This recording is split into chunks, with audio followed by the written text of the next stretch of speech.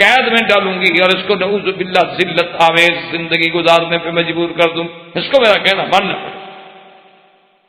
اب اگلی حضرت یوسف علیہ السلام کی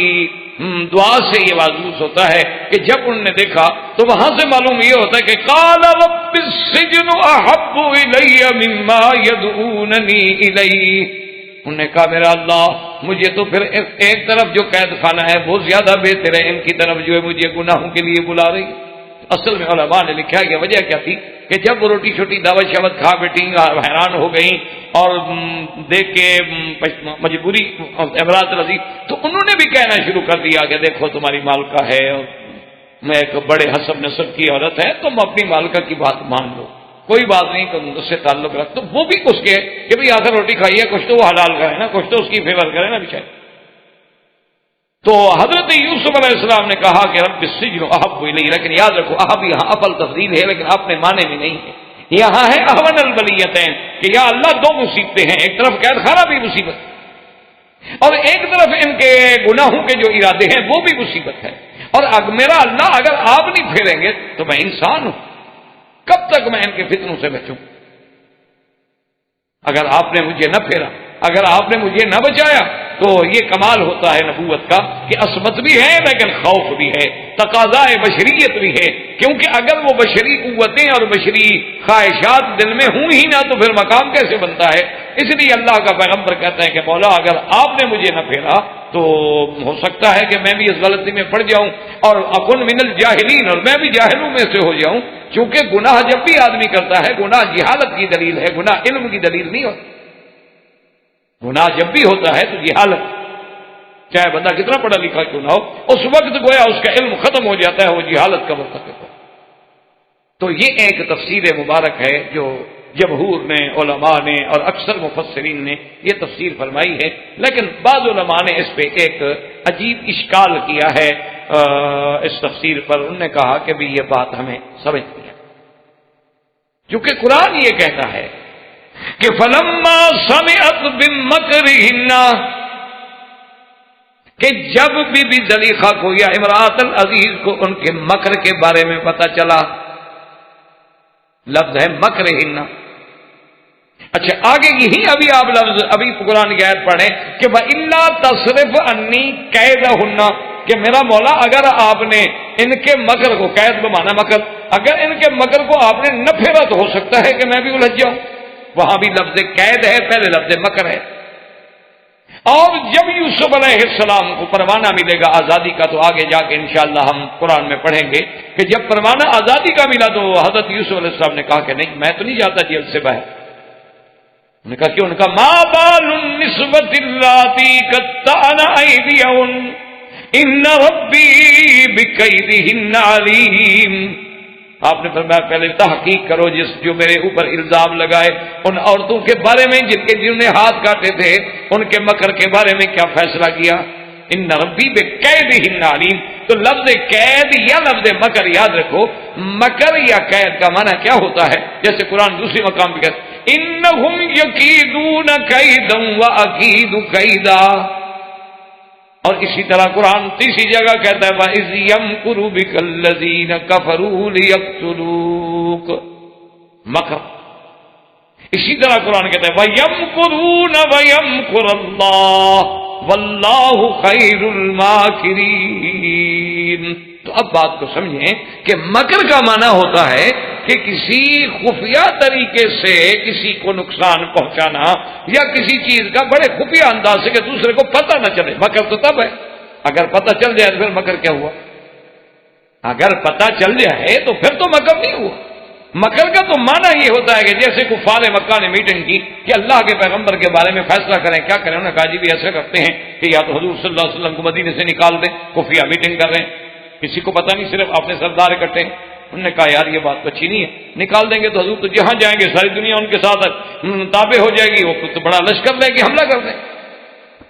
انہوں نے کہا اچھا ایسا کرتے ہیں کہ حضور صلی اللہ علیہ وسلم کو قید کر دیں۔ کہا جی بات قید کر دو گے تو لوگ آپ کے دیوانے اور پروانے خاموش بیٹھیں گے۔ انہوں نے کہا اچھا قتل کر دیں۔ تو اب تجویز ہوئی تو یہ سب کچھ خفیہ طریقے سے ہو رہا ہے. انہوں نے کہا ایسا کرو کہ ہر قبیلہ ایک نوجوان دے مسلح ہو کے آ جائے, حضور صلی اللہ علیہ وسلم کے گھر پہ گھیرا ڈال لے, اور جب آپ تشریف لائیں گے بعد ہم حملہ کر دیں گے, حضور پاک شہید ہو جائیں گے. اور اگر بنو ہاشم نے مطالبہ بھی کیا تو 60 قبیلے سے لڑ تو سکتے نہیں, ہم کہیں گے ٹھیک ہے جی دیت لے لیں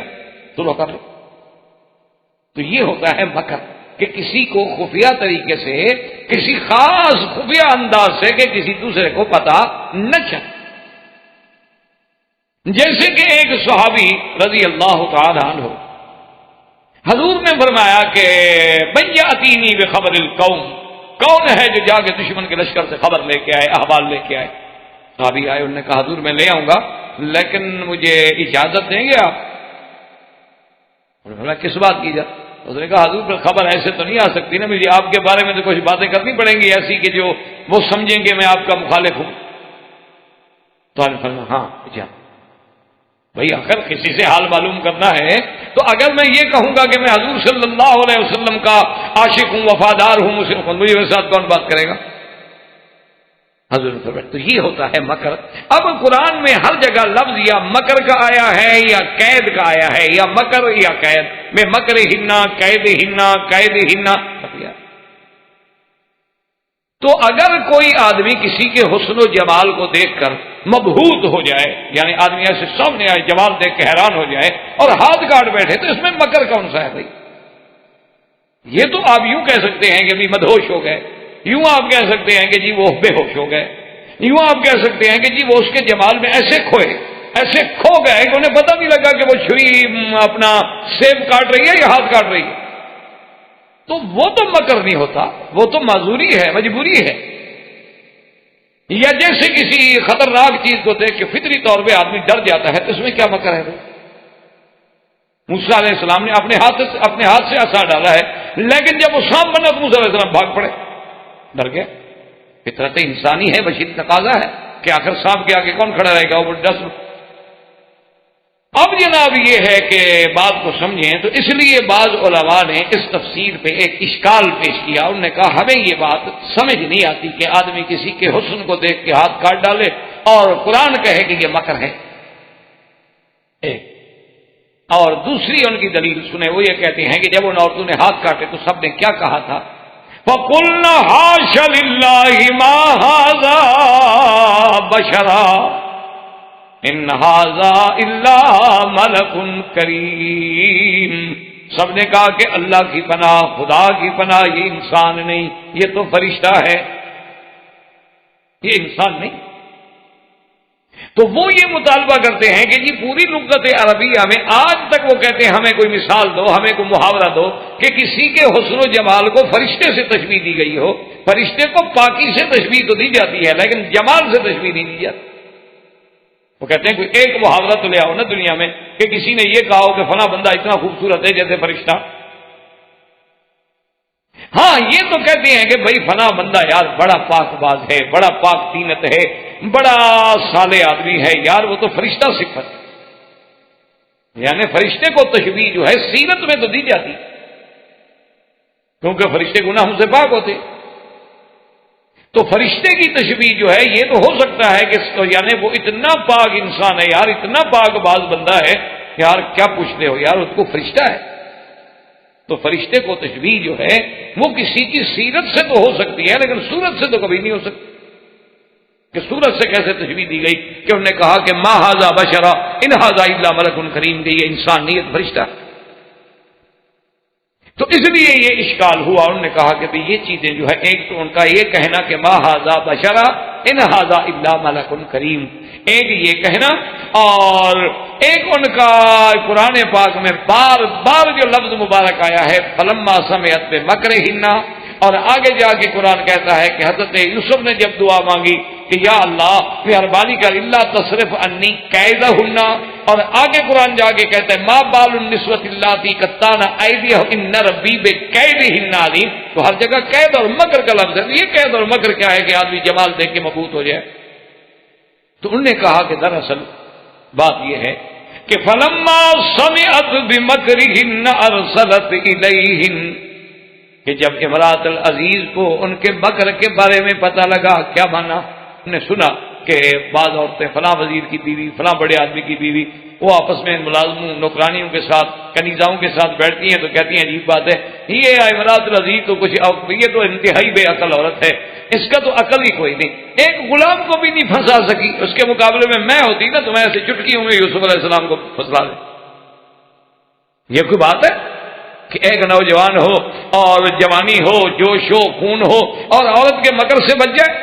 یہ تو ذریعہ ہی کچھ نہیں، یہ تو ہے ہی بالکل عقل سے فارغ عورت، ایک نوجوان کو نہیں پھنسا سکی، کمال ہے۔ ایسے تو ہم 1 منٹ میں پھنس رہے ہیں، اگر ہمارے پاس یوسف ہوتا دیکھتے کہ کیسے بچ کے جاتا ہے۔ تو یہ مکر، یہ تھا کہ بھئی وہ نہیں اس کو مکر میں لے آ سکی، وہ چلو کسی دھوکے سے، مکر سے، محبت سے، کسی انداز میں کسی طرح تو یوسف علیہ السلام کو پھانس دیتے، تو کچھ بھی نہیں کر سکی، یہ تو کچھ بھی نہیں ہے۔ اس نے کہا اگر میں ہوتی تو یہ کر دیتی، کوئی بات ہے ہماری نظروں سے، کوئی بچ کے تو دکھائے، بڑے بڑے جو پارسا بنتے ہیں ذرا آئے تو صحیح ہمارے سامنے۔ تو جب یہ باتیں چلنے لگی تو اب امراۃ العزیز نے ان کو دعوت دی کہ اچھا تمہیں اگر اپنے مکر و غرور پہ بڑا ناز ہے نا تو آگے دیکھ لو، میں نے بھی کوئی ایسا حربہ نہیں جو چھوڑا ہو، لیکن اس پر تو کچھ ہوتا ہی نہیں، آؤ چلو تم بھی دیکھ لو۔ تو یہ بھی امراۃ العزیز کا ایک مکر تھا۔ کیا مانا کہ بظاہر تو دعوت دے رہی ہے، پارٹی کر رہی ہے، کھانے کھلا رہی ہے، بڑے اہتمام ہے، استقبال کر رہی ہے، اندر سے تو ذلیل کرنا چاہتی ہے ان کو، اندر سے تو ان کو بتلانا چاہتی ہے کہ جو تم مجھ پر الزام لگاتی تھی نا کہ میں نے ایک ملازم سے یہ کرا، او دیکھو چلو بچاؤ، تم بھی اپنے آپ کو بچاؤ۔ تو یہ بھی مکر تھا۔ اور قرآن جو کہتا ہے نا وَقَطَّعْنَ أَيْدِيَهُنَّ، کہ وہ زنان مصر جو تھیں وہ ہاتھ کاٹنے بیٹھ گئیں، تو ان علماء نے کہا ہے کہ یہ ان کا ہاتھ کاٹنا جو ہے یہ بھی مکر تھا۔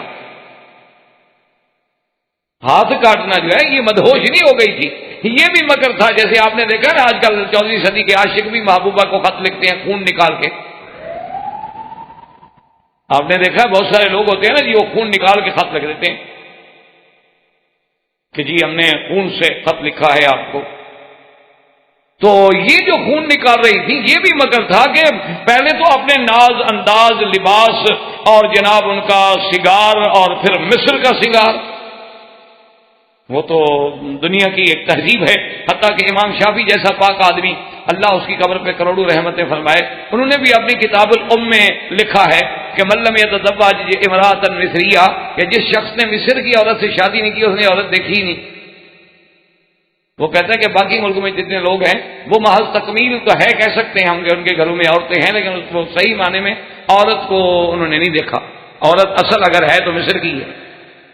یہ امام شافعی جیسا آدمی لکھ بیٹھا، اتنا بڑا پاک آدمی، انہوں نے آخری شادی وہیں فرمائی تھی نا، اور وفات بھی وہیں ہوئی، آپ کی قبر بھی وہیں ہے مصر میں۔ امام شافعی بہت بڑا آدمی تھا، اللہ اس کی قبر پہ کروڑوں رحمتیں فرمائے۔ اور اگر یہ دیکھا جائے تو یہ سرزمین حرم جس میں آپ بیٹھے ہیں یہ بھی تو ان لوگوں نے آباد کی نا، حضرت اسماعیل کی بیوی بھی تو مصر سے تھی، وہ بھی تو مصر سے شادی کر کے لے آئے، اس سرزمین کی آبادی میں بھی ان کا بڑا ہاتھ ہے۔ تو بہرحال میرے کہنے کا مقصد یہ ہے کہ پہلے تو جناب انہوں نے اپنے وہ لباس سے اور اپنے ناز و انداز سے یوسف کو پھسلانا چاہا، لیکن جب دیکھا کہ بھی یوسف علیہ السلام تو پتہ نہیں کوئی اور شخصیت ہیں کہ اس کو نہ تو ہمارا حسن مروب کر رہا ہے نہ ہمارے نخرے اور ناز انداز مروب کر رہا ہے، انہوں نے کہا چلو آخری حربہ استعمال کرو، وَقَطَّعْنَ أَيْدِيَهُنَّ، انگلیوں پہ چھریاں پھیر دی، کہا یوسف اب بھی تم نے اگر ہماری طرف توجہ نہ کی نا ہم خودکشی کر دیں۔ یہ بھی مکر۔ اور جب یہ سارا کچھ دیکھنے بعد بھی یوسف علیہ السلام ٹس سے مسنا ہونے کا میرے لیے کل کے مرنے کے بجائے بھی مر جائے گا، تو اب چیخ پڑی کہ ما ھذا بشرا، یہ بندہ نہیں یہ فرشتہ، یہ اتنا پاک سیرت ہے کہ یہ تو کوئی فرشتہ زمین پہ اترا ہے، انسان ہے ہی، اگر یہ انسان ہوتا تو ہمارے داؤ سے بچ کے نہ جاتا، ہمارے اس مکر سے نہ۔ یہ آخری حربہ تھا کہ کوئی عورت دیکھے نا جی سب سے بڑا آدمی کتنا بڑا پڑھا لکھا فلاسفر کیوں نہ ہو جائے، عورت ذرا آنسو بہائے تو بس حضرت گئے، وہ اس کے آنسو کی مار نہیں کھا سکتا تو خون کی مار کہاں کھائے۔ بڑے سے بڑا آدمی جو ہے نا جی، بڑے سے بڑا دماغ، بڑے سے بڑا فلسفی، بڑے سے بڑا اسکالر، بڑے سے بڑا مفکر، بس تھوڑی دیر میں عورت نے رونا شروع کیا تو حضرت ختم۔ تو آدمی تو اس کے آنسو نہیں برداشت کر سکتا، وہ بھی جھوٹے، جائے کہ وہ اپنا خون نکال کے باہر ڈال دے، تو وہ تو آخری حد تھی مکر کی۔ جب اس پر بھی اثر نہ ہوا تو انہوں نے کہا کہ ہاں ما ھذا بشرا، یہ انسان ہو ہی نہیں سکتا، ان ھذا الا ملک کریم، باقی یہ کوئی فرشتہ، کیونکہ فرشتہ پاک ہوتا ہے، پاک سیرت ہوتا ہے، یہ بندہ تو اتنا پاک سیرت ہے، اس پر تو ہمارا کوئی مکر بھی کارگر نہیں ہوا۔ اس لیے بعض علماء کرام نے اس کی یہ تفسیر بھی بیان فرمائی ہے، لیکن اکثر علماء اور مفسرین نے اسی پہلے قول کو ترجیح دیا ہے، اس لیے کہ وہ یہ کہتی ہیں کہ ایک تو روایات میں موجود ہے کہ اوتیا شطر الحسن، اور ایک روایات میں یہ بھی موجود ہے کہ سیدہ عائشہ صدیقہ رضی اللہ تعالی عنہا فرماتی تھی کہ واللہ لو رأینا جمال محمد لقطعنا قلوبہن، بی بی عائشہ فرماتی تھی کہ خدا کی قسم ہے کہ زنان مصر نے یوسف کا جمال دیکھا تھا کہ انگلیوں پہ چھریاں پھیرنے لگی، اللہ کی قسم اگر میرے محبوب محمد مدنی کا جمال دیکھتی تو وہ سیدھا دلوں پہ چھریاں پھیرتے۔ اس لیے علماء نے تو اسی تفسیر کو راجح قرار دیا ہے، لیکن بہرحال بعض علماء نے اس کال کے بعد یہ دوسری تفسیر بھی پیش کی ہے جو الفاظ قرآن کے ساتھ بہرحال یعنی ایک جوڑ اور ایک ربط رکھتی ہے اپنے اندر۔ اب حضرت یوسف علیہ السلام نے جب اللہ سے دعا مانگی تو خدا کی قدرت ہے، اللہ نے آپ کی دعا منظور کی، اور ثم بدا لهم من بعد ما رأوا الآیات لَيُسْجِنَنَّهُ حَتَّى حِينٍ۔ اب عزیز مصر نے سوچا کہ پہلے تو میرے گھر میں بات تھی، اب ہر گھر میں بات پہنچ گئی، پارٹی میں جو عورتیں آئیں تو وہ تو ہاتھ کٹوا کے گئی ہوئی ہیں، تو سب دیکھ رہے ہیں کیا ہوا جی کیا ہوا۔ اس نے کہا بھی یہ مسئلہ پھیلتا چلا جا رہا ہے، آخر بہرحال وزیر تھا، اس کا ایک بڑا مقام تھا، اور پھر اس کے گھر میں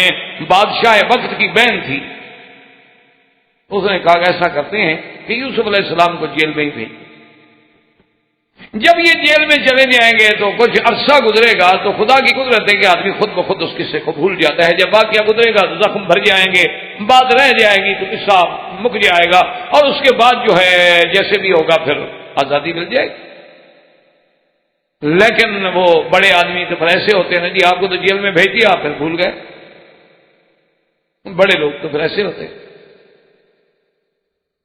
اب حضرت یوسف علیہ السلام جب جیل میں گئے اور تکلیفیں ہوئی تو پھر اللہ سے درخواست کی کہ مولا میں تو مصیبت میں، تو اللہ نے فرمایا کہ جبرائیل یوسف علیہ السلام سے کہو کہ آپ ہی نے تو کہا تھا کہ احب رب السجن واحب الیہ، مجھے قید خانہ زیادہ محبوب ہے ان کی باتوں سے، تم نے خود ہی چنا تھا قید خانہ تو برداشت کرو۔ اسی لیے حضور صلی اللہ علیہ وسلم کا حکم ہے کہ جب بھی بندہ دعا مانگے تو کہے العفو والعافیہ، کہ اللہ معافی عطا، اللہ عافیت عطا فرما، یہ نہ کہے کہ اللہ میاں اچھا بڑی مصیبت سے بچا لے، کوئی چھوٹی دے دے، ابھی نہ۔ اور اسی طرح ایک حدیث مبارک میں ہے کہ حضور پاک نے دیکھا کہ ایک آدمی دعا مانگ رہا ہے کہ اللہ مجھے صبر کی توفیق عطا فرما، اللہ مجھے صبر کی توفیق عطا فرما، آپ نے بلایا، آپ نے کہا خدا کے بندے صبر تو ہوتا ہی مصیبت پر ہے نا، پہلے مصیبت آئے گی تو صبر کرو گے نا، کیا مانگ رہے ہو اللہ سے، کیا مانگ رہے؟ ایک ہے کہ مصیبت آ گئی تو اب صبر مانگو اور صبر کرو بھی، ایک ہے کہ خود آدمی کہے کہ جی مجھے اللہ صبر کی توفیق عطا فرما اور صبر کی توفیق عطا فرما، اس کا مطلب ہے کہ تم مصیبت مانگ رہے ہو، اللہ سے جب بھی مانگو العفو والعافیہ، اللہ سے معافی مانگو اور عافیت مانگو، کیونکہ اللہ تبارک و تعالیٰ کسی بندے کو کسی ابتلا میں نہ ڈالے، کوئی چھوٹی سی بات بھی ہو تو انسان بڑا ضعیف ہے، بڑا عاجز ہے، وہ برداشت نہیں کرتا، اس لیے ہمیشہ العفو والعافیہ مانگنا چاہیے۔ اور اسی سے قرآن پاک کے ان واقعات کی روشنی میں علماء نے فرمایا کہ دیکھ لو کہ 4000 سال پہلے ان کی تمدن و تہذیب کا یہ عالم ہے کہ پہلے تو جناب سارے بڑے بڑے لوگوں کی بیویاں بن سنور کے آ رہی ہیں یوسف کو دیکھنے کے لیے، پھر یوسف کو الجھانے کے لیے ہاتھ کاٹ رہی ہیں،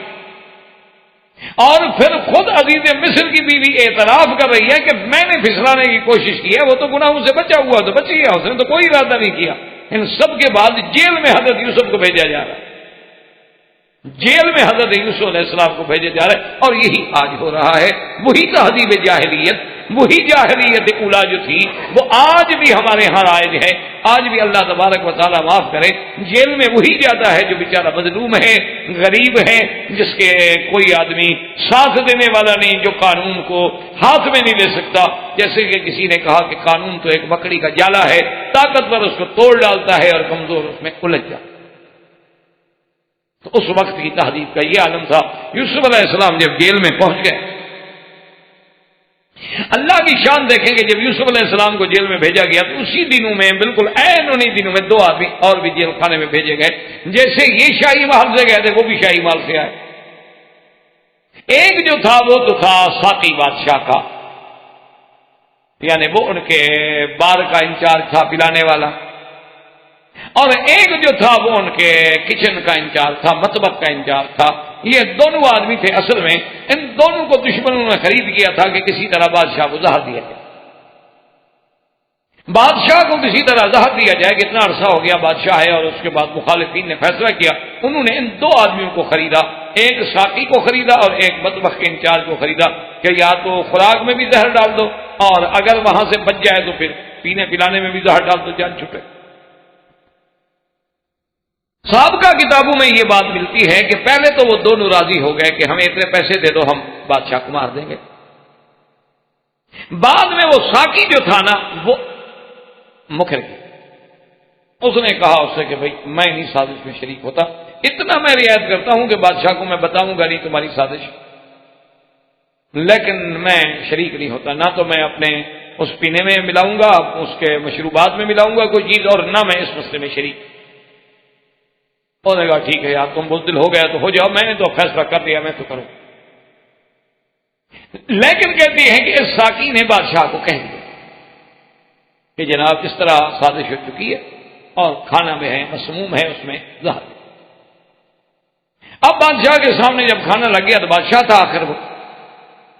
اور جناب وہ ساقی بھی آ گیا پانی کے لیے پلانے کے لیے، اور مطبخ کا انچارج جو ہے وہ کھانا لگوا رہا ہے۔ تو بادشاہ نے حکم دیا کہ ایسا کرو، مطبخ کے انچارج سے کہا کہ بیٹھ جاؤ دسترخوان پہ، اور یہ جو کھانا لگا ہوا ہے تھوڑا تھوڑا پہلے تم کھاؤ، اور ساقی سے کہا کہ جو تم نے پانی اٹھائے ہوئے ہیں ان میں سے تھوڑا تھوڑا تم پیو۔ اس نے تو پی لیا، اس کو تو پتا تھا کہ میں نے کچھ نہیں ملایا، لیکن جب اس سے کہا کہ تم تھوڑا تھوڑا کھاؤ تو اس کو تو پتا ہے کہ اس میں تو اتنا بڑا خطرناک زہر میں نے ملایا ہوا ہے، کھایا میں تو گیا۔ انہوں نے کہا میں نہیں کھاتا، کیوں کھاؤ؟ تو آخر وہ جانوروں کو ڈالا گیا، وہ مر گئے، تو اس کی سازش پکڑی گئی، لیکن بادشاہ نے دونوں کو جیل بھیج دیا۔ بعض علماء کہتے ہیں کہ بھائی زیادتی کے طور پہ، اور بعض علماء یہ کہتے ہیں کہ ٹھیک ہے چلو ساقی اتنے عرصے تک تو سازش میں شریک رہا نا، یہ آخری وقت میں ہو سکتا ہے بزدل بن گیا۔ کبھی آدمی اپنی بزدلی کی وجہ سے بھی گناہوں سے رک جاتا ہے۔ وہ ایک اخبار میں ایک لطیفہ یا پتہ نہیں واقعہ تھا، حقیقت تھی یا لطیفہ تھا، بہر اللہ عالم، کہ ایک آئی جی کے سامنے یا ڈی آئی جی صاحب کے سامنے کچھ اے ایس آئی پولیس کے پیش ہوئے، انہیں ترقی دینی تھی، اے ایس آئی کو ایس آئی بنانا تھا، تو پیش ہوئے، تو ایک اے ایس آئی پیش ہوئے تو انہوں نے کہا کہ اچھا بھائی آپ ترقی مانگتے ہیں، کیوں مانگتے ہیں؟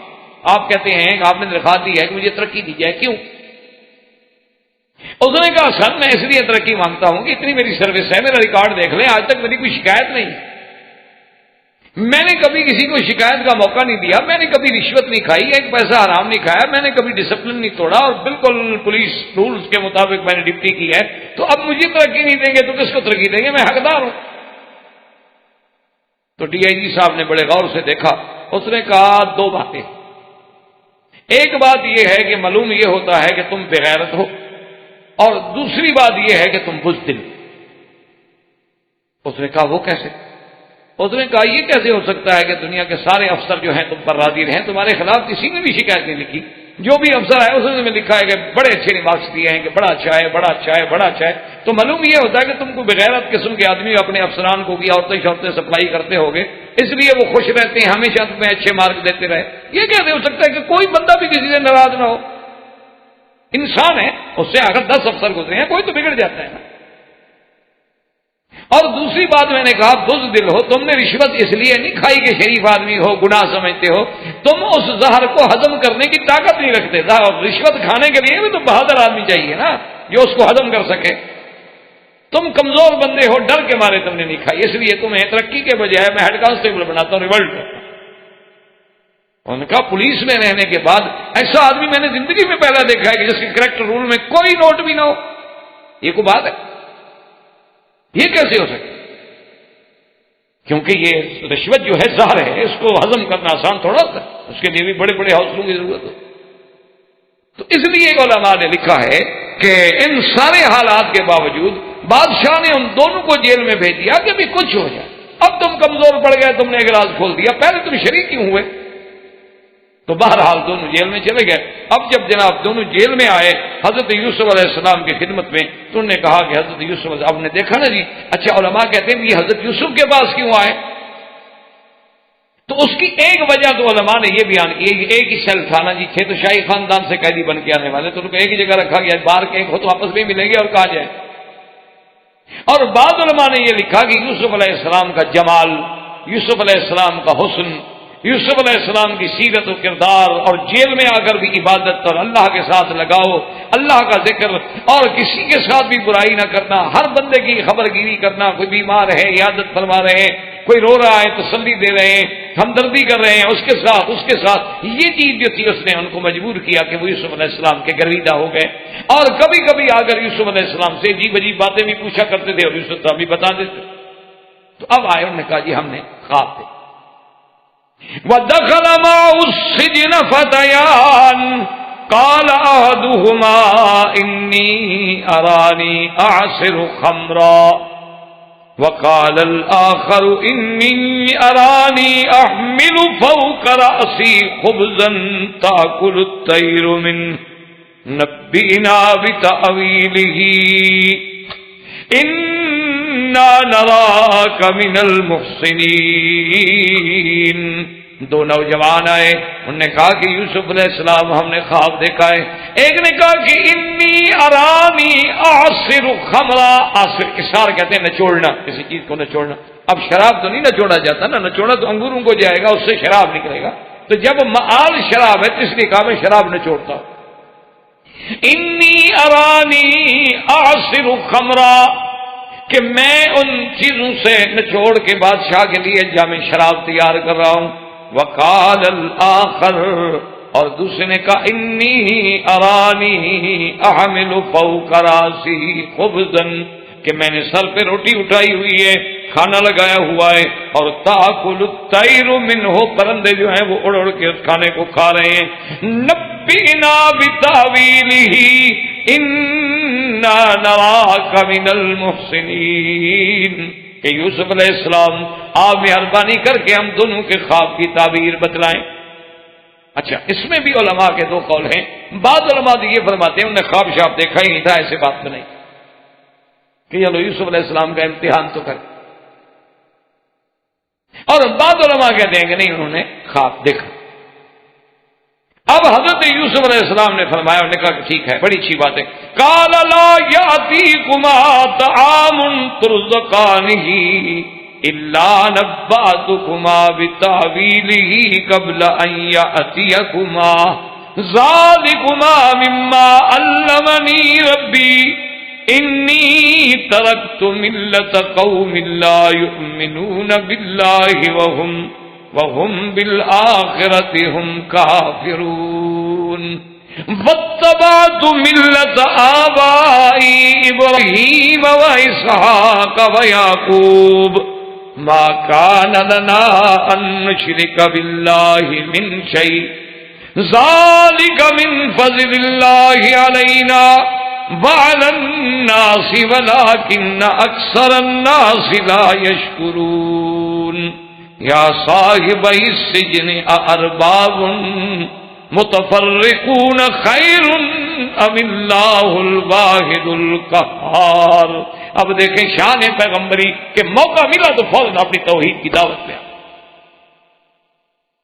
کہ اب یہ بندے آئے ہوئے ہیں، خواب دیکھ کے تعبیر لینا چاہتے ہیں، مجھے موقع مل گیا۔ انہوں نے کہا دیکھو پہلے بھی تو میں تم کو تمہارے توام آنے سے پہلے بتلا دیا کرتا تھا کہ کیا آئے گا، کیا ہوگا، کیا ملے گا، کیا ساری چیزیں۔ اللہ نے مجھے یہ علم عطا فرمایا ہے اور میں نے وہ ملت ہی چھوڑ دی، وہ قوم چھوڑ دی، وہ جماعت چھوڑ دی جن کا اللہ کی توحید پہ ایمان نہیں، اور میں تو ابراہیم، اسحاق اور یعقوب کی پیروی کرنے والا آدمی ہوں۔ اور ان سب کا دین کیا تھا؟ ما کان لنا ان نشرک باللہ۔ اور پھر اس کے بعد دیکھیں جناب کتنے پیار سے اللہ کا پیغمبر تبلیغ۔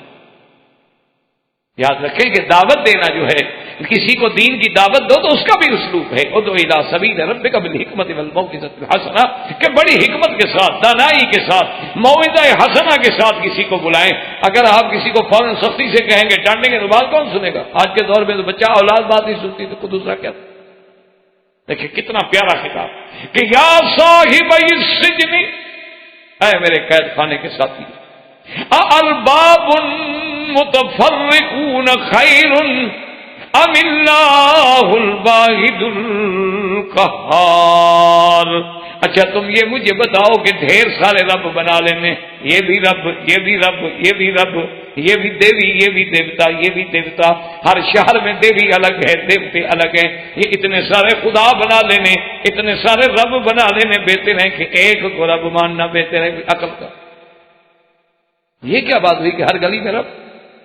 یہ کیا بات ہوئی کہ ہر شہر میں رب کھڑا ہے، دیوی کھڑی ہے، دیوتا کھڑا کہ ایک خدا؟ اور یا فرمایا کہ یہ بھی یاد رکھو کہ جن کو تم نے رب بنایا ہوا ہے، ما تعبدون من دونہ الا اسماء سمیتموها انتم وآباؤکم ما انزل اللہ بها من سلطان ان الحکم الا للہ امر اللہ تعبدوا الا ایاہ ذالک الدین القیم ولکن اکثر الناس لا یعلمون۔ اور فرمایا کہ جن کو تم نے خدا بنایا ہوا ہے، یہ تو تم نے نام رکھے ہوئے ہیں، کسی کا نام لات ہے، منات ہے، عزا ہے، حبل ہے، کسی کو داتا کہتے ہو، کسی کو مشکل کشا، کسی کو حاجت روا، کسی کو غریب نواز، کسی کو دینے والا، کسی کو لینے والا، کسی کو ان داتا، یہ سب تم نے نام رکھے ہوئے ہیں، اللہ نے تو حکم نہیں دیا۔ اللہ نے فرمایا کہ ان کو تم کہو داتا کو، اللہ نے تمہیں حکم دیا ایک مشکل کشا بلا،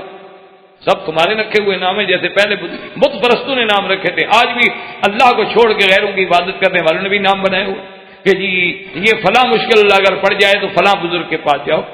یہ فلاں مصیبت پڑ جائے تو پھر فلاں کے پاس جاؤ۔ یعنی واقعہ بزرگوں نے بھی آگے باقاعدہ، جیسے آپ ڈاکٹروں نے تقسیم کیا ہوا ہے نا کہ یہ گلے کا ڈاکٹر ہے، پیٹ کا، پیروں نے بھی تقسیم کی، ان کے بھی ماشاءاللہ مختلف کام ہوتے ہیں۔ عورت بیمار ہو تو پھر فلاں پیر کے پاس جاؤ، اور جانور بیمار ہو تو پھر فلاں پیر کے پاس لے جاؤ۔ اور بعض پیر تو ماشاءاللہ سانپوں کے بھی پیر ہیں، آپ کے انڈیا میں مزار ہے وہاں سانپ کٹھے ہوتے۔ انا للہ و انا الیہ راجعون۔ اللہ ہدایت دے، اب تو دعا کر سکتے ہیں اور تمہارے پلے میں کوئی تو ساری آپ نے دعوت کی، توحید کا سبق دیا، سبق دینے کے بعد پھر ان کو خواب بتایا کہ یا صاحب السجن اما احدکما فیسقی ربہ خمرا واما الاخر فیسلب فتاکل الطیر من رأسہ۔ اب پیغمبر کی شان دیکھو کہ نام نہیں دیا، بات فرمائی، کہنے کہ ہاں تم دونوں میں سے ایک آدمی جو ہے نا وہ تو پھر اپنے عہدے پہ واپس بحال ہو جائے گا، اور وہ تو اپنے بادشاہ کو جا کے پھر وہ شراب براب بھی پلائے گا اور سب ٹھیک ہو جائے گا۔ باقی رہ گیا نا دوسرا جو ہے عمل آخر، یہ نہیں کہ تم کیوں کسی کو کیا تکلیف پہنچائے، بات کرنے کا بھی تو اندازہ ہو۔ وہ عمل آخر، وہ اور جو ہے نا فیسلب، اس کو پھانسی دی جائے، اس کو پھانسی فتاکل الطیر من رأسہ، اور جب وہ مر جائے گا پھینک دیں گے تو اس کے دماغ کو، اس کے سر کو، بھیجے کو جو ہے پرندے آ کے چھیڑیں گے اور کھائیں گے، اس کے لیے پھانسی ہے، اور ایک جو ہے وہ چلا جائے گا۔ اچھا بعض علماء کہتے ہیں نا کہ جب آپ نے یہ تعبیر سنائی نا تو وہ جس نے کہا تھا نا کہ میں نے دیکھا ہے کہ کھانا ہے میرے سر پہ اور روٹی ہے اور پردے، اور اس نے کہا جی میں نے تو خواب دیکھا ہی نہیں تھا، آپ نے تو جھوٹ بولا تھا حضرت، آپ تعبیر دے لیں۔ تو اب اللہ کے پیغمبر نے فرمایا قضی الامر الذی فیہ تستفتیان، آپ نے فرمایا جھوٹ بولا یا سچ کہا، اللہ کی تقدیر کا فیصلہ ہو گیا جو تم نے پوچھا۔ نبی کے ساتھ اگر جھوٹ بولتے ہو پھر بھی تمہاری جھوٹ کی سزا یہ ہے کہ فیصلہ جو میں نے تعبیر کی ہے یہ اور اگر تم نے باقی خواب دیکھا ہے تو پھر جو تعبیر ہو گئی وہ واقع ہو جائے گی، بات ختم ہو جائے گی۔ اس لیے آپ نے ہونا خود ہی اب تو اللہ کی تقدیر کا بھی فیصلہ ہو، جو تم نے پوچھا تھا اور میں نے بتایا ہے وہ فیصلہ ہو۔ اور یہ سارا کچھ کرنے کے بعد وَقَالَ لِلَّذِي ظَنَّ أَنَّهُ نَاجٍ مِّنْهُ اذْكُرْنِي عِندَ رَبِّكَ فَأَنسَاهُ الشَّيْطَانُ ذِكْرَ رَبِّهِ فَلَبِثَ فِي السِّجْنِ بِضْعَ سِنِينَ۔ اور جن کے بارے میں آپ نے خواب میں تعبیر میں یہ بتایا تھا کہ تم اپنے عہدے پہ بحال ہو جاؤ گے، آپ نے فرمایا دیکھو تم اپنے عہدے پہ جا رہے ہو، کم از کم اب تم نے جا کے پھر ساقی گری کرنی ہے اور بادشاہ کی محفل میں جا کے تم نے پلانا ہے، تمہارا قرب تو حاصل ہو گیا، برات بھی تمہاری ہو گئی اور بادشاہ خود تمہیں اسی وظیفے پہ بلا رہے ہیں، تو اب ایک میرا کام بھی کرنا کہ کم از کم بادشاہ سے یہ تو کہنا کہ تمہارے ملک میں یہی انصاف ہے کہ جنہوں نے چھیڑا، جنہوں نے مکر کیا، جنہوں نے بہلایا پھسلایا وہ تو گھروں میں عیش کریں، اور جو گناہوں سے بچا، جنہوں نے تمہارے شاہی گھرم کی عزت کی حفاظت کی، اس کو بے گناہ جیل میں ڈال دیا۔ کوئی عقل کی بات؟ تو کم از کم ان کو اپنے اس زمانے میں ایک بات یاد رکھیں، ویسے بھی رب کا معنی جو بطور لغت کے ہوتا ہے پالنے والا، تو اس وقت اس کا اطلاق جو ہے کسی سردار پہ، بادشاہ پہ، عام لوگوں پہ بھی ہوتا تھا، جیسے اب بھی مثلا کبھی کبھی محاورات میں آتا ہے کہ بھی یہ عورت کیا کام کرتی ہے، تو آگے لکھتے ہیں ربۃ البیت، یہ گھر کی تربیت کی، یعنی نوکری نہیں کرتی، یا لکھ دیتے ہیں دکتورہ ہے یا فلاں ہے یا فلاں ہے۔ اگر وہ بیچاری کوئی کام نہیں کرتی کہیں گے ربۃ البیت، گھر کی مربیہ ہے، تو اس کو بھی اچھا اسی طرح کہتے ہیں رب الدار، یہ اس حویلی کا مالک ہے۔ لیکن اب حضور نے حکم دے دیا کہ کسی غلام کو یہ نہ کہا کرو عبدی، کیونکہ سب اللہ کے بندے، اور اسی طرح جو ہے کوئی آدمی اپنے مالک کو یہ نہ کہے ربی، بلکہ اس کو اپنا نام لے کے پکارے، کیونکہ سب اللہ کے بندے ہیں اور کوئی کسی کا رب نہیں ہے۔ لیکن اس دور میں اس لفظ کا اطلاق جائز تھا۔ اچھا خدا کی شان ہے جب انساہ الشیطان ذکر ہو، وہ چھوٹ کے آ گیا، شیطان نے اس کے دل و دماغ سے یہ بات ہی نکالی۔ اچھا ویسے بھی اللہ معاف فرمائے جب آدمی کا کام ہو جائے تو کون یاد کرے، وہ تو چھوٹ گیا، عہدہ بھی مل گیا، اقتدار بھی مل گیا، بادشاہ کی محفل میں بھی آ گیا۔ اچھا پھر کام بھی کھانے پلانے والا، کام بھی ڈپٹی بھی ایسی دی نا، تو پلانے کے بعد ویسے اچھے اچھے ہوش والے بھی بے ہوش ہو جاتے ہیں، یہ کیا یاد رکھتا بدبخت، کام بھی ایسا تھا نا۔ فَأَنْسَاهُ الشَّيْطَانُ ذِكْرَ رَبِّهِ، اور بعض علماء کہتے ہیں کہ اس کا ضمیر یوسف کی طرف راجع ہے کہ یوسف علیہ السلام اپنے خدا کو بھول بیٹھے اور اس کو پیغام دے بیٹھے۔ بعض علماء یہ کہتے ہیں کہ بھئی یوسف علیہ السلام، یہ بھی شیطان نے وسوسہ ڈالا کہ بھئی وہ ایسی بات کر بیٹھے، ورنہ جب اللہ نے کنویں سے نکالا تو مالک نے، اور تمہیں بچایا تو مالک نے۔ اسی لیے ایک آدمی آیا نا جی، تو وہ کہنے لگا حضرت یوسف علیہ السلام سے، کہتے ہیں وہاں کا جو جیلر تھا نا جی، وہ حضرت یوسف سے اتنا متاثر ہوا کہ آگے کہنے لگا، کہتے یوسف مجھے تو آپ سے محبت ہو گئی، خدا کے لیے میرے ساتھ محبت نہیں کرنا۔ یوسف علیہ السلام نے کہا حضرت کیا بات؟ انہوں نے کہا واللہ میرے دل میں آپ کی اتنی محبت ہے، اتنی عقیدت ہے کہ میرے بس میں ہو تو میں تو ابھی آپ کو جیل سے نکال دوں، لیکن میں جیلر ہوں، میں نکال تو نہیں سکتا، البتہ یہاں جتنی سہولتیں آپ کو دے سکتا ہوں نا وہ آپ کو ملیں گی، لیکن آپ محبت سے کیوں؟ آپ نے فرمایا پہلے میری خالہ نے مجھ سے محبت کی تو مجھ پہ چوری کا الزام لگایا گیا، پھر اس کے بعد جناب میرے بھائیوں نے آ کے ابے کے سامنے محبت کا اظہار کیا تو جا کے مجھے جناب کنویں میں ڈالا، پھر ایک امراۃ العزیز تھی، اس نے بھی مجھ سے محبت کی، جیسے جیل بھجوا دیا، تم اور محبت کر کے مجھے کہاں پہنچانا چاہتے ہو؟ انہوں نے فرمایا مجھے تو محبت راس ہی نہیں آئی کسی کی، میرے ساتھ جس نے محبت کی ہے میں محبت کا ڈسا ہوا تو ہوں، اور میں نے کیا جرم کیا ہے؟ تو اس لیے بعض علماء کہتے ہیں کہ فَأَنْسَاهُ کا ضمیر جو ہے حضرت یوسف علیہ السلام کی طرف راجع ہے، لیکن اکثر علماء کہتے ہیں اسی کی طرف راجع ہے کہ وہ جب چھوٹ کے گیا اس کے دل و دماغ سے وہ بات نکل گئی، اور اس کا نتیجہ یہ نکلا کہ حضرت یوسف علیہ السلام جو ہے ان کو لبث فی السجن بضع سنین، کئی سال جو ہے وہ جیل میں رہنا پڑا۔ اللہ تبارک و تعالیٰ کو منظور ہے انشاءاللہ زندگی باقی تو بات باقی۔ وآخر دعوانا الحمدللہ رب العالمین۔ برادران اسلام، واجب الاحترام دوستو، بھائیو، عزیز نوجوانوں، الحمدللہ دروس قصص الانبیاء علیہم الصلاۃ کے ضمن میں ہم سیدنا یوسف علیہ السلام کے قصے کو پڑھ رہے تھے۔ اور سیدنا یوسف علیہ السلام کا قصہ مبارک جس کو خود اللہ نے احسن القصص قرار دیا ہے، اور جس میں بہت بڑے عبر ہیں، بہت بڑے مواعظ ہیں، بہت بڑے حکم ہیں۔ سیدنا یوسف علیہ السلام کا قصہ مبارک اس مقام پہ ہم نے تقریباً چھوڑا تھا کہ جب یوسف علیہ السلام کے بارے میں زنان مصر نے مختلف باتیں کی تو ان کو عزیز مصر کی بیوی نے دعوت پہ بلایا، اور پھر یوسف علیہ السلام کو جب انہوں نے دیکھا تو اپنے ہاتھ کاٹ گئے۔ تو اب امراۃ العزیز کو ایک بات کہنے کا موقع ملا کہ یہ وہی شخص ہے جس کے بارے میں تم مجھے اپنے گھروں میں محفلوں میں بدنام کرتی ہو کہ میں ایک غلام کے حسن کا شکار ہو چکی ہوں، تم نے کیا کیا؟ بہرحال میں نے کوشش کی لیکن اس نے میری بات نہیں مانی، اور اگر یہ اسی بات پہ اڑا رہا تو پھر اس کو سزا بھگتنی ہوگی، کہ وہ صاحب اقتدار تھی عزیز کی بیوی۔ اب زنان مصر نے ہر قسم کے پھر ہتھ کنڈے استعمال کیے یوسف علیہ السلام کو پھسلانے کے لیے۔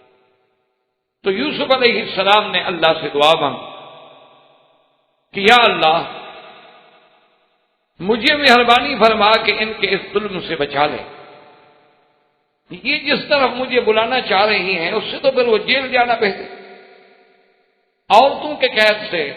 عورتوں کے جال میں پھنسنے سے تو پھر وہ جیل کی جو زندگی ہے وہ بہتر۔ اور ساتھ یہ شان پیغمبر ہے، حالانکہ اللہ کے نبی معصوم ہوتے لیکن یہ عظمت شان پیغمبر ہے کہ کہتے ہیں کہ اللہ تصرف انی کیدہن، کہ میرے اللہ اگر آپ نے ان کے اس جال مکر کو نہ پھیرا مجھ سے، ہو سکتا ہے میں بھی بشر ہوں، انسان۔ یہ تواضع ہے اور مقام بشریت کا تقاضا۔ اللہ تبارک و تعالی نے سیدنا یوسف علیہ السلام کی دعا سن لی، اور عزیز مصر نے یہ بیٹھ کے فیصلہ کیا کہ بھئی بہرحال، حالانکہ عزیز مصر جانتا تھا کہ یوسف علیہ السلام تو معصوم ہیں، بے گناہ ہیں، لیکن چونکہ اب ایک بات چل نکلی تھی مصر میں اور بڑے گھروں میں ہر وقت اسی بات کا چرچا تھا، تو اس بات کو ختم کرنے کے لیے انہوں نے یہ سوچا کہ بہتر یہ ہے کہ کچھ عرصے کے لیے یوسف علیہ السلام کو ہم جیل بھیج دیتے ہیں۔ جب انہیں جیل بھیج دیا جائے گا تو یہ معاملہ جو ہے خود بخود ٹھنڈا ہو جائے گا اور لوگ چپ ہو جائیں گے، آخر وقت گزرنے سے زخم بھر جاتے۔ تو یوسف علیہ السلام کو بغیر کسی جرم کے اور بغیر کسی گناہ کے انہیں جیل میں بھیج دیا۔ یعنی اس سے جہاں ایک طرف یوسف علیہ السلام کی مظلومیت تو دوسری طرف اس دور کے سرمایہ دار اور برسر اقتدار لوگوں کی ذہنیت کا بھی پتہ چلتا ہے کہ جانتے ہیں بے گناہ ہے۔ یعنی عزیز مصر خود کہہ چکا ہے اپنی بیوی سے کہ تمہاری غلطی ہے، یوسف علیہ السلام تو بے گناہ ہے، یہ جانتے ہوئے کہ بے گناہ ہے، لیکن ہماری عزت میں چونکہ بات ہو رہی ہے لہذا جیل بھیج دو۔ تو اس لیے علماء نے لکھا ہے کہ اقتدار پہ بیٹھنے کے بعد یہ کھیل نئے نہیں ہے، یہ بہت پرانا۔ یہ اقتدار کی کرسی ایسی چیز ہوتی ہے کہ اس پہ بیٹھنے کے بعد پھر بہت کم لوگ ہوتے ہیں جن کی اللہ حفاظت فرماتے ہیں، ورنہ وہ انصاف پہ قائم نہیں رہتے۔ اب جب یوسف علیہ السلام جیل میں بھیج دیے گئے تو ان کے ساتھ دو آدمی اور بھی اسی زمانے میں اسی وقت میں تقریباً جیل میں آئے، ایک بادشاہ ریان کا ساقی تھا اور ایک اس کے مخبز کا یعنی باورچی خانے کا کچن کا انچارج۔ اس کی وجہ یہ تھی کہ ان دونوں نے اصل میں مل کے سازش کی تھی کسی سے پیسے لے کر بادشاہ کو زہر دینے کی۔ سازش میں دونوں شریک تھے، لیکن بعد میں کچھ گھبرا گیا، وہ ساقی جو تھا جس کی ذمہ شراب پیش کرنا تھا وہ کچھ گھبرا گیا، لیکن طباخ نے کھانے کے اندر زہر ملا دی، اور جب کھانا چن لیا گیا دسترخوان پہ لگ گیا، بادشاہ جانے لگا تو ساقی کہنے لگا کہ کھانے میں زہر۔ وہ ڈر گیا، گھبرا گیا اور اس سازش پر وہ قائم نہ رہ، اور یہ سوچا کہ اچھی بات یہ ہے کہ میں اس راز کو کھول دوں، بجائے اس کے کہ اور کوئی کھولے تو مجھے ایک تو یہ ہے کہ میں بچ جاؤں گا، دوسرا ہو سکتا ہے مجھے انعام و اکرام سے بھی نوازا جائے کہ میں نے اینڈ ٹائم بتا کے بادشاہ کی جان بچا لی۔ تو بادشاہ نے حکم دیا، اور جو مطبخ کا انچارج تھا اس نے کہا کہ نہیں، ساقی نے شراب میں زہر ملائی۔ بادشاہ نے حکم دیا کہ شراب سے ساقی کو پلایا جائے اور کھانے سے اس باورچی کو کھلایا۔ اب اس نے تو پی لیا، اس کو تو پتا تھا کہ شراب اس میں کوئی زہر شار نہیں ہے، لیکن جب اسے کہا گیا ابھی تم کھانا کھاؤ تو اس نے انکار کر دیا۔ جب اس کھانے کو کسی جانور کے آگے ڈالا گیا وہ مر گیا، تو تسلی ہو گئی، یقین ہو گیا کہ اس میں زہر ہے۔ لیکن بادشاہ نے یہ مناسب سمجھتے ہوئے کہ بھی سازش میں تو دونوں شریک تھے، ایک آدمی آخر وقت میں صرف اظہار کر رہا ہے، ورنہ پہلے تو دونوں اس میں رازدان تھے، دونوں کو جیت پہ۔ اب جب وہ دونوں تیل میں آ گئے، اور یہ باتیں کتاب تلمود میں بھی، تورات میں بھی اور کتب سابقہ کے روایات میں بھی باتیں موجود ہیں کہ یوسف علیہ السلام جب جیل میں گئے تو انہوں نے تو جیل کو ایک قسم کی مسجد بنا دی، کیونکہ جب اللہ والا ایک اللہ کا پیغمبر تو صبح و شام درس، تبلیغ، دعوت، ذکر، عبادت، اور ایسا ماحول بن گیا کہ ہر آدمی جو تھا جیل کا وہ دیوانہ ہو۔ اسی طرح تاریخ میں اب بھی یہ بات موجود ہے کہ عطا اللہ شاہ بخاری رحمۃ اللہ علیہ امیر شریعت جن کا لقب تھا، انگریزوں کے زمانے میں انہیں جیل میں بھیجا گیا تو شاہ جی رحمۃ اللہ علیہ صبح کے وقت میں قرآن شریف پڑھتے تھے، اور اتفاق سے وہ بارک جو تھی جس میں شاہ صاحب کو رکھا گیا تھا وہ سپرنٹینڈنٹ جیل جو ہے اس کی کوٹھی کی دیوار کے ساتھ ملتی تھی، باہر کی طرف کوٹھی تھی، اندر کی طرف بارک تھی، کیونکہ بڑے بڑے جو اہم قیدی ہوتے تھے ان کو خصوصی طور پر سیلوں میں رکھا جاتا تھا۔ تو اس کی بیگم جو ہیں اس انگریز سپرنٹینڈنٹ جیل کی بیوی جو تھی، تو وہ کبھی کبھی صبح کے ٹائم پہ جب اٹھتی تو اپنے لان میں اس کے پھول وول لگے ہوئے تھے تو وہ صبح اٹھ کے ذرا چلتی واک شاک کرنے کے لیے، تو کانوں میں آواز جب آتی تو دیوار کے ساتھ کان لگا کے کھڑی ہو جاتی، اور شاہ جی تو اپنا اندر جیل میں بیٹھے پڑے، انہیں تو نہیں پتا کہ کوئی آدمی سن رہا ہے ادھر سے، وہ تو اوپر جیسے اس مسجد میں اوپر روشن دان ہے، اونچے اونچے روشن دان ہوتے ہیں کہ چلو ہوا شوا کا گزر ہو جائے، لیکن کوئی جیلی قیدی جو ہے وہ نکل۔ تو آخر سپرنٹینڈنٹ جیل کو پتہ چلا تو اس نے باقاعدہ اپنے حکام کو، اپنے حکام بالا کو لکھا کہ اس قیدی کو میری جیل سے نکالا جائے، اگر یہ چند دن یہاں رہا تو میری بیوی مسلمان ہوئی۔ تو آخر اللہ والوں کے اثرات ہو کہ وہ ان کو جہاں بھی خدا رکھتا ہے انہیں کام تو دین کا کرنا ہے۔ تو یوسف علیہ السلام کے بھی ایسے اثرات مرتب ہوئے کہ یہ بات بھی روایات میں موجود ہے کہ سپرنٹینڈنٹ جیل آیا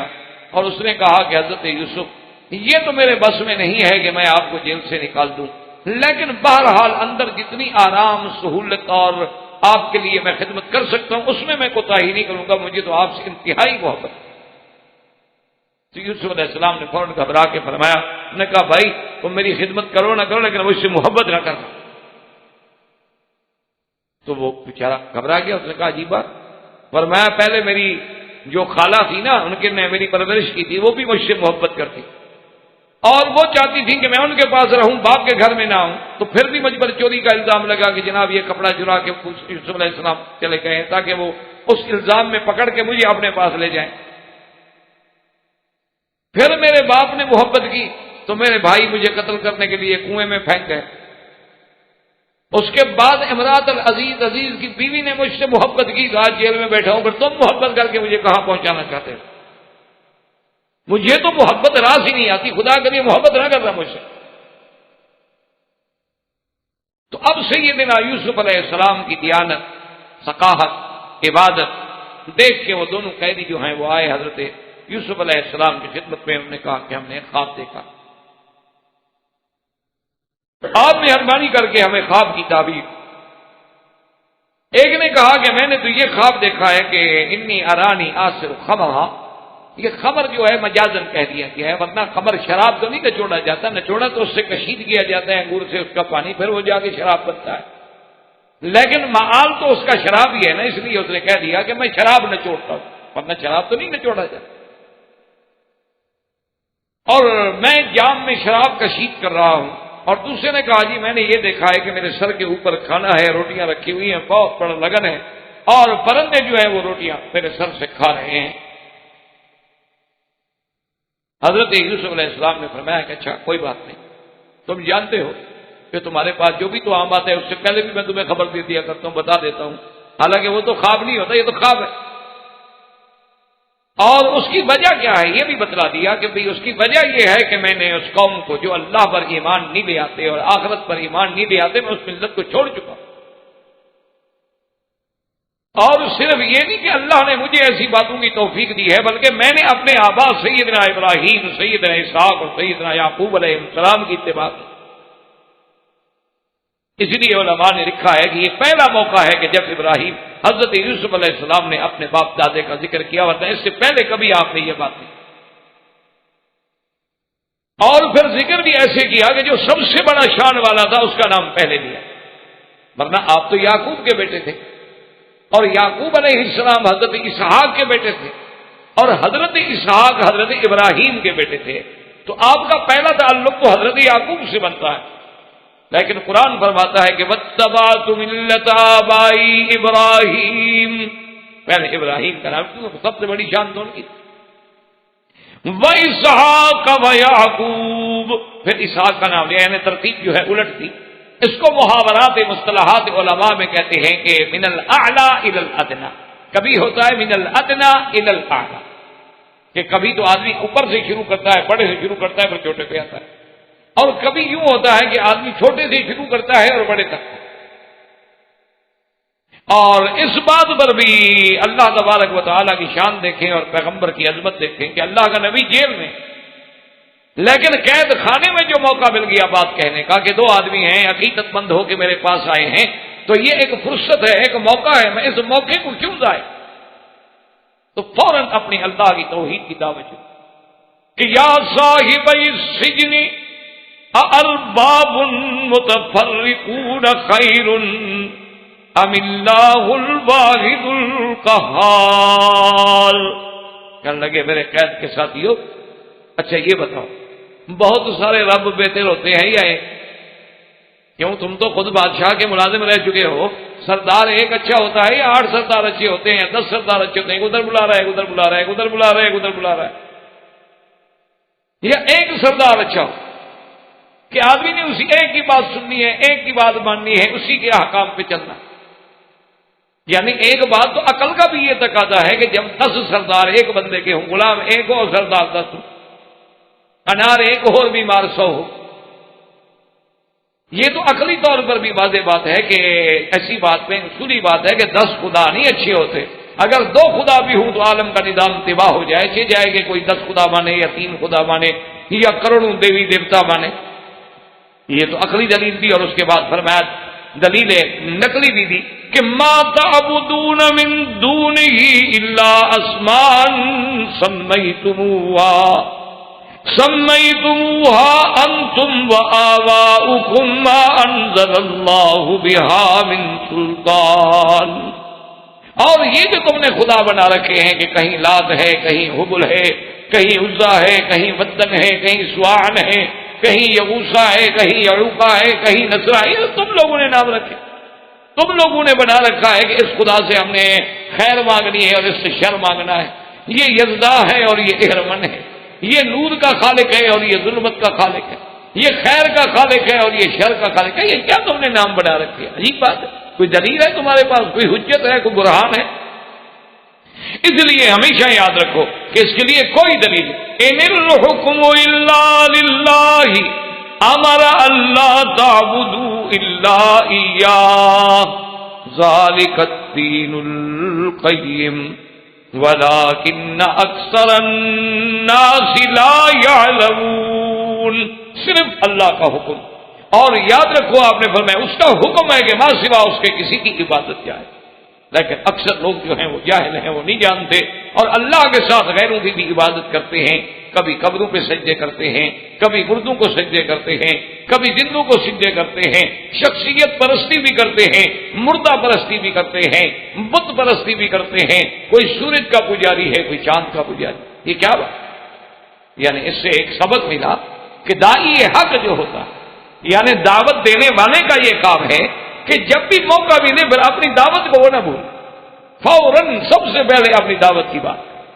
اسی لیے علماء کہتے ہیں کہ آدمی یہ نہ دیکھتا رہے ایک موقع مل گیا ہے، اللہ تبارک و تعالیٰ نے ایک ذریعہ بنایا ہے، ایک آدمی آپ کی طرف کسی حال میں متوجہ ہو کے آیا، آپ اپنی بات کریں، آپ اپنی دعوت اس کے سامنے رکھیں۔ اور دوسرا یہ ہے کہ اسلوب دعوت دیکھیں، اللہ تبارک و تعالیٰ کے پیغمبر نے ایسی بات جو ہے کیسے بیان فرمائی کہ وہ قید میں بیٹھے ہیں لیکن وہ کہتے ہیں یا صاحب السجن، تم تو میرے قید کے ساتھی ہو بھائی، تم تو میرے دوست ہو، تم تو میرے صاحب ہو، ہم تو کٹھے اس مصیبت میں پڑے ہوئے ہیں۔ یہ نہیں کہتے کہ بھائی تم تو کافر ہو، تم تو غیر اللہ کی پوجا کرنے والے ہو، یہ بات نہیں کہا، بڑا اسلوب ہے، انداز ہے، بیان ہے۔ اور اس لیے کہ جب دعوت پیغمبرانہ کے مطابق، جب اسلوب کریمانہ کے مطابق آپ کسی سے بات کریں گے تو وہ بات اصل، اور وقت ضائع کرنے کا معنی یہ ہوتا ہے کہ اللہ نے جو آپ کو فرصت مہیا کی تھی آپ نے ضائع کر۔ اس لیے حضرت جلندری رحمۃ اللہ علیہ، حضرت محمد علی جلندری رحمۃ اللہ علیہ جو ختم نبوت کے ایک بڑے عظیم رہنما گزرے، وہ فرمایا کرتے تھے کہ ایک دفعہ میں اسٹیشن پہ آیا،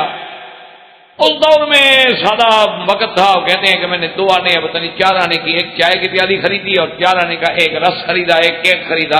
کہ بھئی اب گاڑی کا ٹرین کا آنے کا وقت ہے، اب یہی ناشتہ ہے، وہ ٹھیک ہے،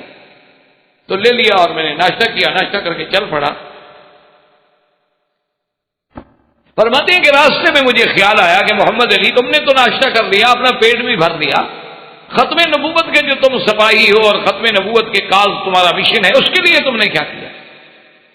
فرماتے ہیں کہ فوراً میں نے اپنا جو ساتھ میرا چھوٹا سا بیگ تھا کھولا، اس میں سے ایک کارڈ نکالا، اس وقت جوابی کارڈ ہوتے تھے، 3 پیسے کا ایک کارڈ ہوتا، جوابی کارڈ بھی نکالا اور اس پر ختم نبوت کا ایڈریس بھی لکھا ہوا تھا، وہ لایا اور وہ جو کینٹین والا تھا، کیفیٹیریا والا، میں نے کہا کہ میرے بھائی یہ ختم نبوت کے مجلس کا ایک کارڈ ہے، اگر کبھی قادیانیت کے بارے میں کوئی بات ہو، مسئلہ پوچھنا ہو، کوئی مشکل پیش آئے تو ہمیں اسی پر 1-2 سطر کا خط لکھ کے بھیج دیں۔ فرماتے ہیں میں دے کے چلا گیا، کہتے کئی سال کے بعد اسی آدمی کا کارڈ ملا کہ ہم فلاں چک کے رہنے والے ہیں، سندھ کے فلاں علاقے میں ہم رہتے ہیں، وہاں مرزائیوں نے قادیانیوں نے اپنے مبلغ بھیجے ہیں اور اتنا زور لگایا ہے کہ کئی لوگ جو ہیں قادیانی بن گئے، تو آپ نے مجھے کارڈ دیا تھا، میں آپ کو مطلع کر رہا ہوں۔ مولانا فرماتے ہیں کہ ہمیں کارڈ ملا، ہم نے اسی وقت بیٹھ کے فیصلہ کیا، مولانا لال حسین اختر کو بلایا، مولانا محمد حیات صاحب کو بلایا اور بڑے بڑے علماء جو اس مسئلے پر ماہر تھے اور اس مسئلے پر اتھارٹی تھے، ان سب کو لے کر ہم اس بستی میں پہنچے، جلسے کیے، تقریریں کی، مرزائیوں کو دعوت مناظرہ دی۔ وہ جب آئے تو شکست کھا گئے اور جن لوگوں کو مذبذب ہو گئے تھے یا قادیانی ہو گئے تھے، اللہ نے پھر ان کو اسلام نصیب فرمایا۔ تو فرماتے ہیں کہ اگر وہ میں چھوٹی سی غلطی کرتا کہ اگر وہ کارڈ نہ دیتا تو اس بیچارے کو کیا پتا میں نے کس کو کہا، لیکن میں نے اس وقت کو ضائع نہیں کیا، اپنی جماعت کا، اپنے منشور کا پیغام میں نے پہنچا دیا، اللہ نے اس کو ذریعہ بنایا کہ کتنے لوگوں کا ایمان بچ گیا۔ اس لیے ہمیشہ اس بات کو یاد رکھا کریں۔ یہ آج کل ہماری جدید تہذیب جو ہے نا جی، اس میں کچھ یہ ہو گیا ہے کہ دیکھو جی ہم تو مولوی صاحب کو ملنے گئے تھے اور مولوی صاحب نے تو اپنی تکلیف شروع کر دی، یار ان مولویوں کو کوئی پتہ نہیں بیماری لگی ہوئی ہے کیا لگا ہو، یہ بات نہیں ہوتی، بلکہ ان پر شرعاً ذمہ داری ہوتی ہے کہ آپ میرے پاس آئیں، کسی بہانے سے آئے ہیں تو بات سنیں گے، پتہ ہے ویسے تو آپ نہ سنتے میری بات۔ اس لیے اللہ کے پیغمبر نے اپنی جیل کی زندگی کو سامنے نہیں رکھا، فوراً توحید کا سبق پڑھا اور اس کے بعد ان کو تعبیر کہ یا صاحب السجن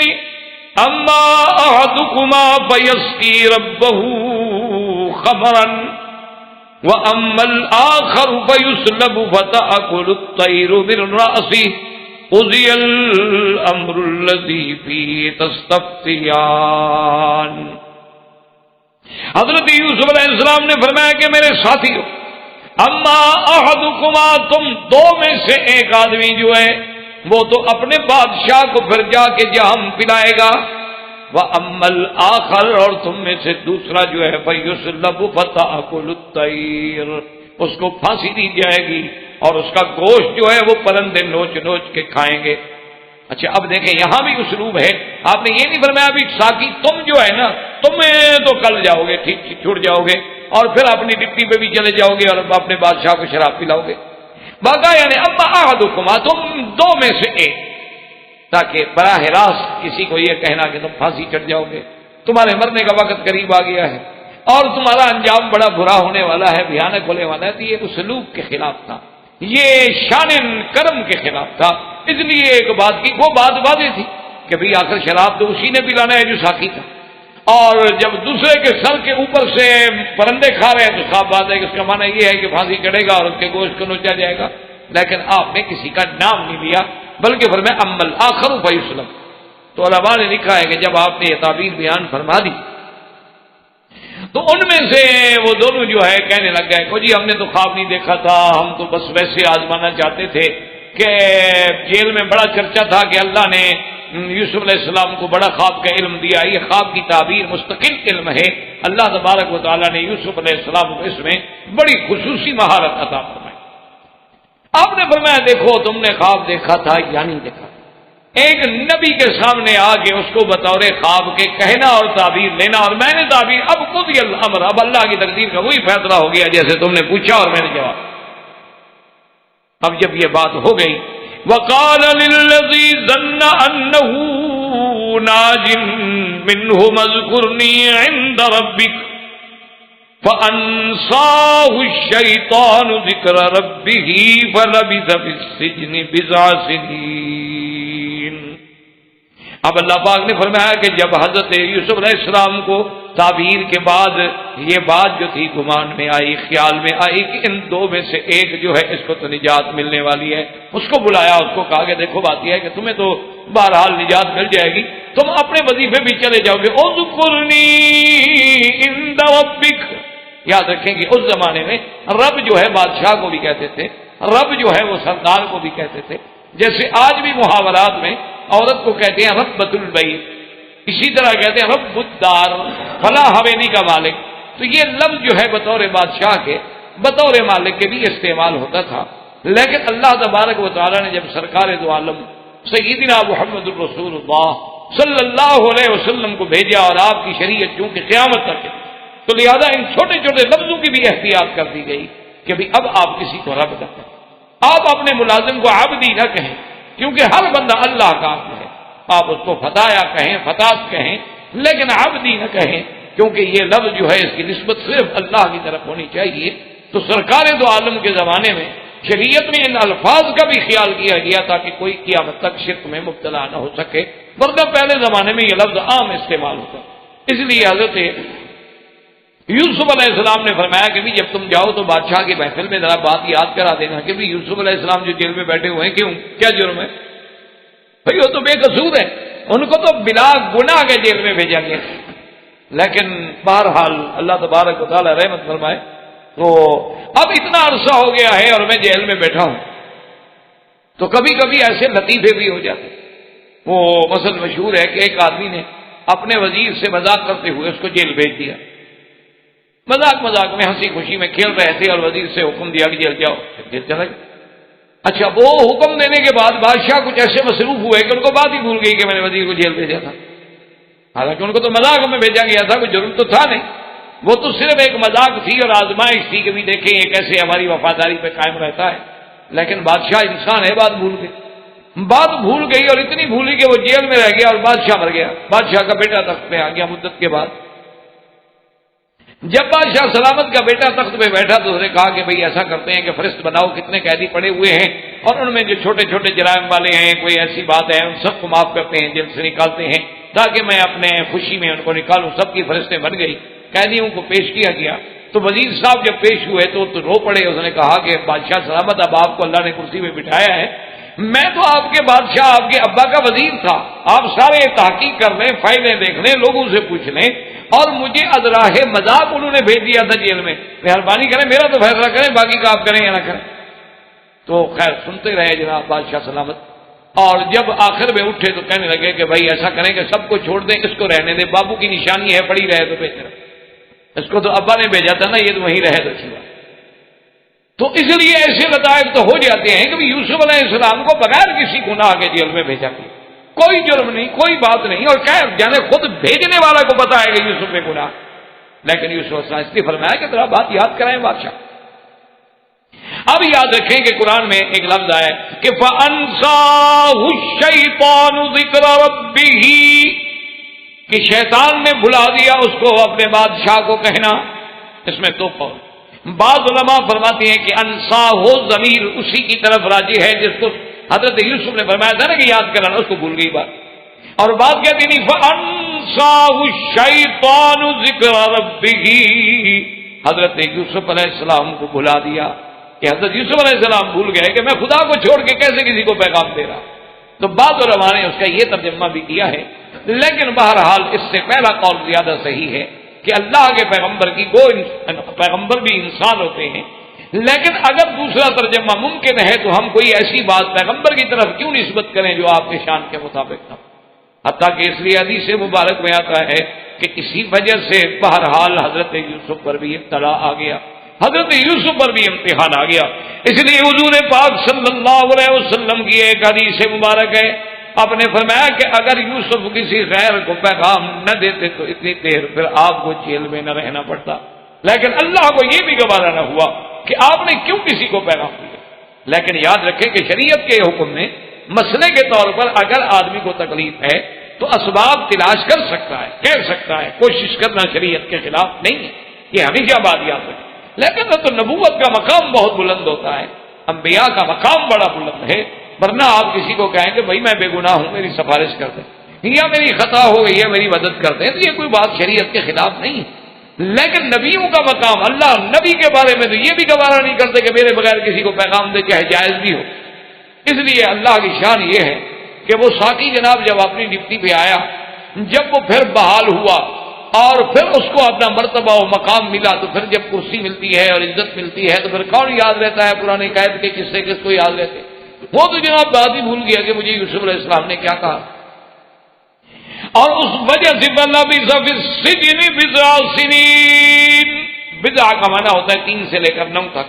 تو مفسرین کرام رحمہ اللہ تعالی علیہ فرماتے ہیں کہ تقریباً 7 سال کی مدت جو ہے حضرت یوسف علیہ السلام کو پھر جیل میں رہنا پڑا، صرف اس وجہ سے اللہ کی طرف سے اور امتحان. اسی لیے بعض روایات میں یہ بھی آتا ہے کتب متقدمہ میں کہ ایک دن یوسف علیہ السلام روئے رات کو کہ اللہ تبارک و تعالیٰ آخر قید میں کتنا آرام ہو، قید تو قید میں کتنا آدمی کو سہولت ملے، آدمی کو گھر ملے، آدمی کو خادم ملے، آدمی کو کھانے ملے، لیکن جو اس کی آزادی کو سلب کر دیا جاتا ہے کہ آپ اس کمرے سے باہر نہیں جا سکتے یا آپ اس ایریے سے باہر نہیں جا سکتے، بس یہی انسان کے لیے موت ہے. کیونکہ اللہ تبارک و تعالیٰ نے ہر آدمی کو حلال پیدا کیا ہے، آزاد پیدا کیا ہے. جب اس کی آزادی کی نعمت سلب ہو جاتی ہے تو انسان تو پھر کسی قیمت کا نہیں رہتا، انسان ختم ہو جاتا. حضرت یوسف علیہ السلام بھی جب بہت پریشان ہوئے، مدت کو 7 سال کو مذاق تو نہیں کہہ دینا تو بڑا آسان ہے، 7 سال زندگی کا ایک حصہ ہے. اور عین شباب میں کہ جب آدمی کی راحت کے دن ہیں، آرام کے دن ہیں، پھرنے کے دن ہیں، سیر کے دن ہیں، کھانے کے دن، اور وہ جیل میں بیٹھے ہیں یوسف علیہ السلام. تو ایک دن آپ روئے، اللہ کے آگے فریاد کی، تو اللہ تبارک و تعالیٰ نے جبریل علیہ السلام کو حکم دیا کہ میرے نبی کے پاس جائیں، یوسف علیہ السلام کے پاس، کہیں کہ اب آپ کیوں گھبرا رہے ہیں، آپ رو رہے ہیں اور معافیا مانگ رہے ہیں، کیوں؟ آپ نے تو خود کہا تھا قال رب السجن احب الی مما يدعوننی الیہ. آپ نے تو کہا تھا کہ میرا مولا جس طرح مجھے یہ عورتیں دعوت دے رہی ہیں اس سے تو جیل بہتر ہے. تو آپ نے تو خود چنی جیل، آپ کو پسند تھی، آپ نے مانگی تھی، آپ کے مانگنے کے مطابق تو ہم نے بھیجا آپ کو جیل میں. اب آپ جیل سے تنگ آ گئے، آپ نے کیوں مانگی تھی جیل؟ اگر اس وقت آپ یہ دعا کرتے کہ یا اللہ ان عورتوں کے شر کو بھی پھیر دے اور مجھے جیل سے بھی بچا دے، تو ہم تو دونوں سے بچا لیتے. لیکن اس وقت تو آپ نے اسی لیے حکم ہے کہ خدا نہ خواستہ کسی آدمی پر مصیبت آئے تو وہ یہ نہ کہے کہ یار یہ تو بہت بڑی مصیبت ہے، اللہ میاں کو چھوٹی دے دو، اگر اس سے کوئی چھوٹی ہوتی تو وہ ٹھیک تھا. نہیں، بلکہ مانگنا چاہیے العفو والعافیہ کہ اللہ معافی عطا کرے، نہ بڑی مصیبت ہے نہ چھوٹی مصیبت. کہ انسان تو آخر انسان ہے، وہ عاجز ہے، وہ ضعیف ہے، وہ کیسے مسائل و شدائد کا متحمل ہو سکتا. اس لیے حکم دیا کہ ایسی بات جو ہے وہ تو تحمل کر ہی نہیں سکتا. اب جناب قرآن مجید فرماتا ہے کہ فَلَبِثَ فِي السِّجْنِ بِضْعَ سِنِينَ. اور جب یوسف علیہ السلام اللہ کے آگے روئے، اللہ نے فرمایا جبرائیل یوسف علیہ السلام کو تسلی دے دو کہ جب تم نے غیروں کو پیغام دیا تھا تو ہم نے تمہیں 7 سال کے لیے جیل میں رکھ دیا ہے، اور آج میرے آگے رونا شروع کر چکے ہو تو فکر نہ کرو، اب آپ کے باہر جانے کے دن ہم قریب لے آئیں. ہم اپنی حکمتوں سے، اپنے فیصلوں سے یہ سارے مسائل جو ہیں حل کر. اس لیے علماء نے فرمایا کہ اگر آدمی غور کرے یوسف علیہ السلام کے بچپن پہ، یوسف علیہ السلام کے شباب پہ، یوسف علیہ السلام کی محبت اپنے باپ سے، پھر بھائیوں کا یہ واقعہ، معلوم ہوتا ہے کہ قدرت ہر مرحلے پر یوسف علیہ السلام کی تربیت کر رہے ہیں۔ آپ دنیا میں دیکھتے ہیں نا جی، آج بھی اگر کوئی بادشاہوں کے بیٹے ہیں، آج بھی اگر بڑے لوگوں کی اولادیں ہیں، تو وہ اپنی اولادوں کو اسی طرح کی تربیت دیتے ہیں، انہی سکولوں میں بھیجتے ہیں، انہی کالجوں میں بھیجتے ہیں، انہی یونیورسٹیوں میں بھیجتے ہیں کہ بھئی اس کو پھر اس مقام پہ آنے کے آداب آنے چاہیے، تاکہ یہ اس مقام کو سمجھ سکے، اس کے پروٹوکول کو، اس کے اسٹیٹس کو، اس کے ایڈیکیٹس کو، سب چیزوں کو یہ ذہن میں رکھ سکے، کیونکہ کل اس نے ہماری کرسی پہ بیٹھنا۔ اللہ تبارک و تعالیٰ چونکہ یوسف علیہ السلام سے اتنا بڑا کام لینے والے تھے کہ ملک مصر کا بادشاہ بنانا آپ کو مقصود تھا، تو ہر قسم کے ابتلا سے گزارا گیا، حسن و جمال کے فتنوں سے بھی گزارا گیا، عزیز مصر کے گھر میں نعم و اکرام کے فتنوں سے بھی گزارا گیا، بھائیوں کی دل شکنی سے بھی گزارا گیا، کبھی کنویں میں قید رکھا گیا، کبھی مصر کے قید خانے میں بھی بھیجا گیا، غلام بنا کے بازاروں میں بکوایا بھی گیا، چند کھوٹے سکے بھی قیمت لگوائی گئی۔ تو یہ ساری حکمتیں تھیں۔ اصل بات یہ تھی کہ اللہ تبارک و تعالی اپنے پیغمبر کو تیار فرما رہے تھے، اس کی فکری، اس کی ذہنی، اس کی جسمانی ہر لحاظ سے تربیت کاملہ ہو رہی تھی، تاکہ جب وہ کامل بن جائیں گے تو کسی غیر کے لیے کامل بنیں گے۔ اس کو محاورات عرب میں کہتے ہیں کہ سب سے پہلے انسان کو خود کمال حاصل کرنا چاہیے۔ جب آدمی خود کامل نہیں بنے گا تو کامل الغیر ہی کیسے بنے گا؟ اسی لیے علماء نے لکھا ہے کہ سرکار دو جہاں رحمت للعالمین سیدنا محمد الرسول اللہ صلی اللہ علیہ وسلم کو جو غار حرا میں، آپ کی غار حرا میں مستقل بیٹھنا، غار حرا میں جا کے عبادت کرنا، اکیلے غار میں رہنا، اب تو کہہ دینا آسان ہے نا جی، ہر جگہ بجلی ہے، کم کمیں ہیں، روشنی ہے، راتیں بھی دن بنی ہوئی ہیں، لیکن ذرا غور فرمائیں کہ آج سے 1400 سال پہلے اس وقت کیا حال تھا؟ 1400 سال پہلے جب نور نہیں، بجلی نہیں، کوئی چیز، اس وقت اکیلا غار میں بیٹھنا، اور پھر سب سے پہلے اللہ اپنے نبی کو حکم دے رہے ہیں کہ قم اللیل، ساری رات جاگو، تھوڑی سی رات آرام کرو، ساری رات میری عبادت کرو، قم اللیل الا قلیلا، ساری رات عبادت کریں مگر تھوڑا سا حصہ آرام کرنا۔ پھر اس کے بعد تھوڑی سی آیت کہ نصفہ او انقص منہ قلیلا او زد علیہ، یا تو آپ ایسا کریں کہ آدھی رات آرام اور آدھی رات کے بعد